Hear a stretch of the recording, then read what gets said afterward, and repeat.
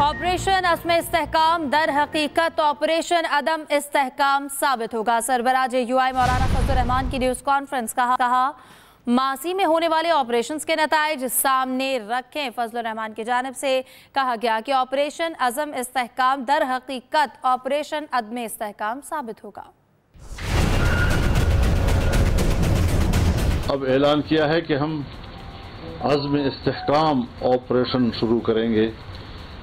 ये अदम इस्तेहकाम ऑपरेशन है जो पाकिस्तान को और कमज़ोर करेगा।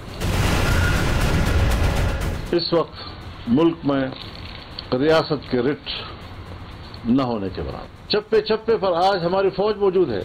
क्यों बेबस हो गई है? मेरी पुलिस क्यों बेबस हो गई है? खैबर पख्तूनख्वा के बारे में तो जहां हमारे अजला हैं वहां तो सूरज गुरूब होने के बाद पुलिस अपने थानों में बंद हो जाती है।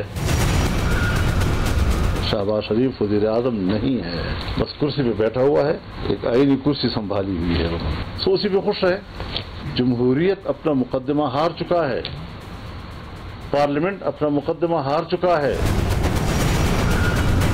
एक तबका समझे कि मैंने हाकिम रहना है और बाकी सबको गुलाम रखना है, तो फिर हम वादे कर देना चाहते हैं कि ये रस्म कहीं इनके अपने कबीलों की होगी,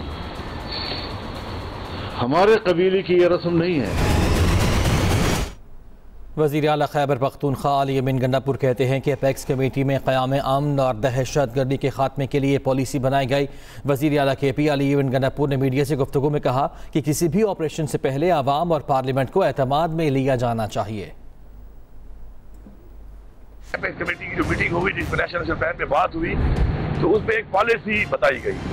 वो पॉलिसी ये थी कि मुल्क के अंदर अमन व अमान होना चाहिए, बिल्कुल।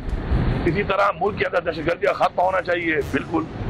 लेकिन उसके अंदर कहीं पर भी कोई ऐसी बात कि जी कोई ऑपरेशन किया जाएगा और ये पूरे पाकिस्तान का एक के लिए था और उसमें GB और AJK भी साथ शामिल था कि उनके अंदर ये एक पॉलिसी है जो होनी चाहिए। उसका एक नाम दिया गया और जो नाम आया वहां पर वो था अज़्म पाकिस्तान। उसके साथ ऑपरेशन का लफ्ज पहले था न बाद में था। देखिए जी, मुज़ाकरात की इमरान खान साहब ने तो पहले भी जब वो जेल से बाहर भी थे तो बार बार कह रहे थे कि मैं मुज़ाकरात के लिए पाकिस्तान के लिए तैयार हूँ, और अभी भी वो कह रहे हैं। अभी तक कोई भी ऑफिशियली मेरी कोई भी एंगेजमेंट इस हवाले से नहीं हुई है इदारों के साथ या इस फेडरल गवर्नमेंट के साथ। तो मुझे बिजली नहीं मिल रही। दूसरी बात है जो लाइन लॉसेस हो रहे हैं उसकी वजह हम नहीं है, उसकी वजह सिस्टम है। तीसरी बात जो है वो ये है कि एक लोड शेडिंग की एक लिमिट है, उससे ज्यादा लोड शेडिंग और जो झूठ बोला जा रहा था कि कहते 12 घंटे से करते 16 थे और कहीं पे बहुत ज्यादा हो रही थी। 2200 अरब आप दे रहे हैं साल का IPP को किराए की मद में। मेरा जो 1510 अरब आपने देना है बिजली की मद में, मैं कह रहा हूँ कटौती कर रहा हूँ उसकी। मुझे टाइम दे दो, मैं चीज कम करता हूँ। न वो पैसे दे रहे हो, ऊपर से जुल्म कर रहे हो। आईनी तौर पे गवर्नर का कोई सूबे में काम ही नहीं है। वो रोजाना बैठ के कभी कहता है 9 मई का मुजरिम है, कभी क्या कहता है। वो 50 मेरे पे इल्जाम लगा चुका है। अल्हम्दुलिल्लाह मैं ADC से बरी हो गया हूँ उस केस में। अब हद तक इधर के लिए तैयार रहे। खैबर पख्तूनख्वा के कई इलाकों में अमन व अमान की सूरत हाल अच्छी नहीं। गवर्नर खैबर पख्तूनख्वा फैसल करीम कुंडी की ANP रहनुमाओं से मुलाकात के बाद गुफ्तगू कहा खैबर पख्तूनख्वा हुकूमत ने बजट में तालीम और सेहत के लिए कम फंड्स रखे। गवर्नर KP ने ऑपरेशन अज़्म इस्तेहकाम की हिमायत कर दी। बेहतर ये होता है कि तमाम पॉलिटिकल पार्टीज़ को, स्टेक होल्डर्स को खैबर पख्तूनख्वा में ऑन बोर्ड लिया जाता है, क्योंकि खैबर पख्तूनख्वा कई सालों से काफ़ी टाइम हो गया कि हम दहशतगर्दी के खिलाफ जंग लड़ रहे हैं। कुर्बानियाँ हैं सियासतदानों की, सिक्योरिटी फोर्सेस की, फ़ौज की, मीडिया के दोस्तों की, सिविल सोसाइटी की, हमारे बच्चों की, स्कूल के बच्चों तक की कुर्बानी इस जो है वॉर ऑन टेरर में हुई है। जब भी कोई फैसला होता है तो या खैबर पख्तूनख्वा में या बलूचिस्तान में इसकी ऑपरेशन की यानी ये आगाज कर देते हैं। ये जो दहशतगर्दों के मास्टर माइंड जो है वो पंजाब में है।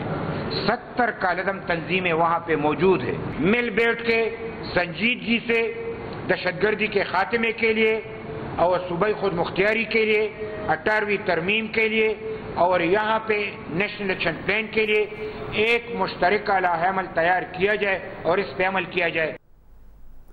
بانی پی ٹی آئی بطور وزیر اعظم الیکشن کمیشن پر اثر انداز ہو رہے تھے۔ چیف جسٹس قاضی فائز عیسیٰ کے مخصوص نشستوں سے متعلق کیس میں ریمارکس، کہا الیکشن رکوانے کی کوشش تحریک انصاف نے کی، کیا پی ٹی آئی کو ہم نے کہا انٹرا پارٹی الیکشن نہ کرائیں؟ پی ٹی آئی رجسٹرڈ جماعت ہے تو آزاد ارکان اس میں شامل کیوں نہیں ہوئے؟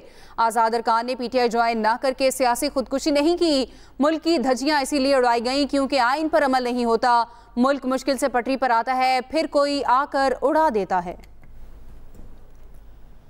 جو کچھ 2018 میں ہوا وہی اس بار بھی ہوا، جسٹس اطہر بن اللہ کے سماعت کے دوران ریمارکس، کہا پریس کانفرنس نہ کرنے والوں کو اٹھا لیا گیا، یہ باتیں سب کے علم میں ہیں، کیا سپریم کورٹ اس پر اپنی آنکھیں بند کر لے؟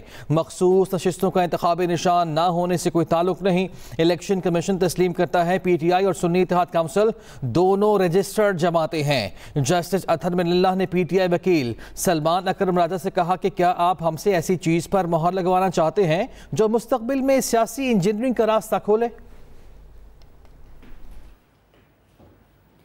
سپریم کورٹ میں سنی اتحاد کونسل کی مخصوص نشستوں سے متعلق اپیل پر سماعت، جسٹس منصور علی شاہ نے ریمارکس دیے، پی ٹی آئی کو آ کر کہنا چاہیے تھا کہ یہ ہماری نشستیں ہیں۔ پی ٹی آئی وکیل سلمان اکرم راجہ نے کہا سپریم کورٹ نے ہماری اپیل واپس کر دی، خود کو پی ٹی آئی امیدوار قرار دینے کے لیے لاہور ہائی کورٹ سے رجوع کیا تھا، ہائی کورٹ نے کہا انتخابات قریب ہیں، مداخلت نہیں کر سکتے۔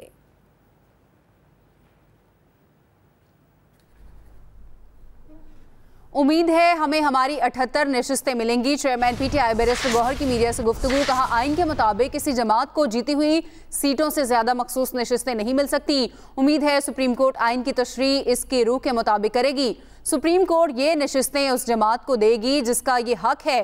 تحریک انصاف نے الیکشن کمیشن میں مخصوص نشستوں کے لیے فہرست جمع کرائی تھی، سپریم کورٹ کا فیصلہ آنے کے بعد یہ معاملہ آگے پروسیڈ نہیں کر سکا۔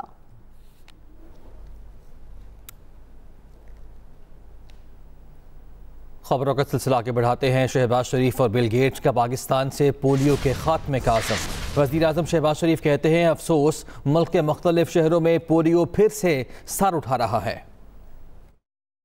Your contribution towards suffering humanity can't be measured in terms of your personal efforts, in terms of your valuable contribution financially and otherwise.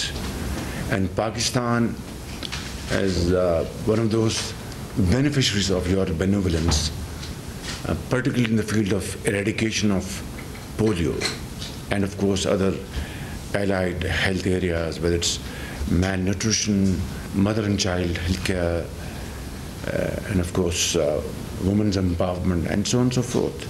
Fortunately, we were almost close to wiping out polio from the face of Pakistan. We need to take all the good work we've done in the past and do it in all these areas and a little bit better, particularly in South KP for this next 6 months, to create the positive momentum with the donors. You know, I know it's possible. We all have to prioritize this.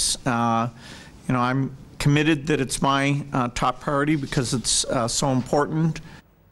وزیر اعلیٰ مریم نواز نے Punjab school ری organization programme کی منظوری دے دی ہے، پنجاب میں پہلا public sector Montessori programme شروع کرنے کا بھی فیصلہ کر لیا گیا ہے۔ وزیر اعلیٰ مریم نواز کی زیر صدارت اجلاس میں سرکاری اسکولز کے 1000 گراؤنڈز کی 6 ماہ میں تعمیر و بحالی کا ہدف مقرر کر دیا گیا، سرکاری اسکولز میں ہفتہ وار اور ماہانہ مقابلے شروع کرنے کا حکم دیا۔ راجن پور لیا بھکر میں C M Punjab school nutrition programme pilot project کا اگست سے آغاز ہوگا، پنجاب بھر میں سہولیات اور ضروریات کا تعین کرنے کے لیے اسکولز کی جامع میپنگ کرنے کی ہدایت کی۔ مریم نواز نے 14,000 AEOs اور SSE کی ریگولرائزیشن کا پلان بھی طلب کر لیا۔